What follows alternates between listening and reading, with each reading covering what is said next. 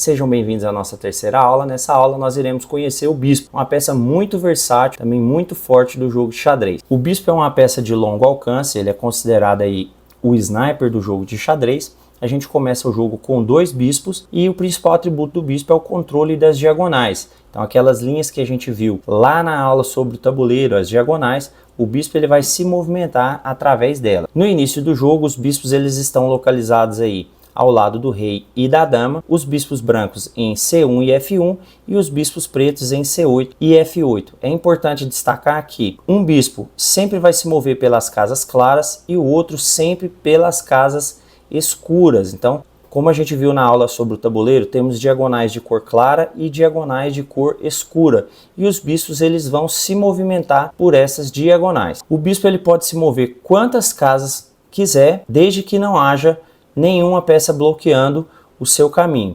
Reforçando o que eu havia dito anteriormente. O bispo ele vai sempre se movimentar nas diagonais de cor que ele iniciou no jogo. Então, se o bispo ele inicia na casa de cor escura, ele vai sempre se movimentar pelas diagonais de cor escura. Se ele iniciou na casa de cor clara, ele sempre vai se movimentar pelas diagonais de cor clara. O bispo, ele não pula peças, então o seu movimento vai estar sempre limitado se tiver uma peça no caminho. Se tiver uma peça sua ou do adversário, isso aí vai limitar a movimentação do bispo. O sistema de combate do bispo, a forma como ele captura é muito semelhante da torre, né? O bispo ele vai se movimentar pela diagonal e vai capturar a peça do adversário que estiver no caminho, assumindo a posição onde essa peça está localizada. Como eu havia dito anteriormente, o bispo é uma peça de longo alcance. Isso possibilita ele estar atacando a distância. Você não tem necessidade de expor o seu bispo lá na frente no tabuleiro. É claro que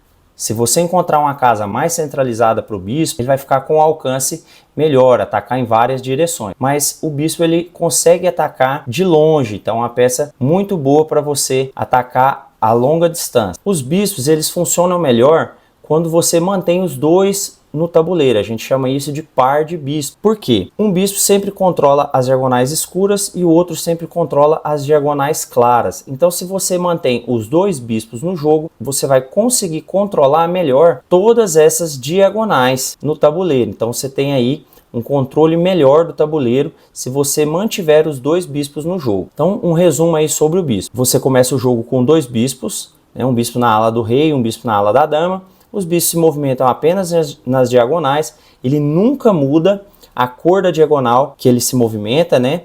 Ele sempre permanece naquela diagonal que ele inicia no jogo. Quando você mantém os 2 bispos no jogo, você tem um poder a mais aí de controle do tabuleiro e o bispo sempre captura também, assumindo, ocupando ali a casa onde estava a peça do adversário. Aí uma limitação do bispo é que ele não pode pular as peças, então para você movimentar o bispo, você precisa liberar o caminho ali e durante o jogo também ele não vai conseguir pular as peças. Você precisa posicionar ele em diagonais onde ele consiga se movimentar e atacar. Vamos ver agora na prática como que o bispo se movimenta. Então nós temos aqui 2 bispos, vamos ver na prática como eles se movem. Esse bispo aqui de casas escuras vai sempre se mover nas diagonais de cor escura.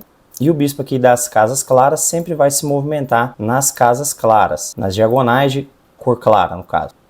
Então nós temos aqui a movimentação do bispo, vamos movimentar ele aqui pela diagonal, pode avançar quantas casas quiser, pode avançar apenas uma casa, pode atravessar todo o tabuleiro aqui. E também, no caso de ter uma peça do adversário no caminho, o bispo ele vai poder capturar essa peça, assumindo a posição onde está essa peça. Então aqui a gente vai capturar ali o peão, assumir na casa onde estava o peão. E se houver, vamos adicionar aqui uma limitação. Se houver aqui, no caso, esse peão, ele está limitando o movimento do bispo. Então, aqui, ele não vai conseguir fazer esse movimento de passar lá para o outro lado, né? Ele não pode saltar sobre as peças. Então, ele vai estar limitado a se mover nessas diagonais aqui, onde ele consegue ter essa liberdade de movimento. Agora que você já aprendeu como o bispo se movimenta, é hora de praticar no link que eu vou deixar aí na descrição. Te aguardo na próxima aula.